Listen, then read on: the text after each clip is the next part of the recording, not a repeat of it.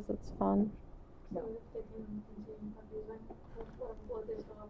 So you're putting fluid in the tank, so to speak, so that it keeps flowing around. Okay. We talked about the limitations in that there's no clotting factors and it cannot carry oxygen. Okay. And if you talk to an ER doctor, they will tell you normal saline. If you talk to a surgeon, they will tell you lactated ringers. Keep in mind that neither one of them has the same pH as us. Okay, what's our normal pH? 7.35, right?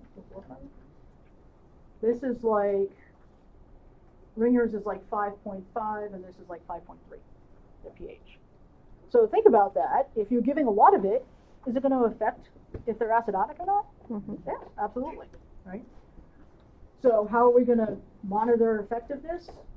By what their blood pressure is, right? And their mental status and their skin and all of that. All right, so does this patient require spinal stabilization? Well, I would think so. He got thrown 50 feet. All right, where are we going ideally? Ideally a level 1. Okay, what are we going to do in route? IV access, Cardiac monitor. cardiac monitor, pelvic binder probably before we move him, well, right? Reassess every 5.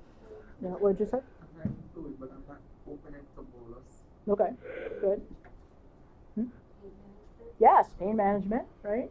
And we're also going to keep them warm because we have a tendency to cut their clothes off and then forget that we need to cover them up because they can't maintain their own body temperature. Okay? The really great trauma centers, if you walk into their trauma rooms, they're hot. They're like in the 80s to help the patients like stay warm. Now, do the staff sweat? Yes, but too bad, right? But they keep their trauma rooms very warm because hypothermia will kill you, okay? Because it just feeds into the hypovolemia and the acidosis and all of that, and it's a vicious circle.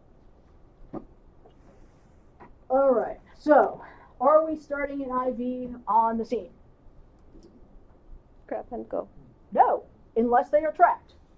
You should not be doing that. Do not sit in the back of the ambulance and start an IV on a trauma patient that needs to go to the hospital. Do it en route, okay? Your IV is not going to save their life. Surgery is going to save their life, okay? So don't delay. Get going and do everything en route, all right? And focus on the ABCs.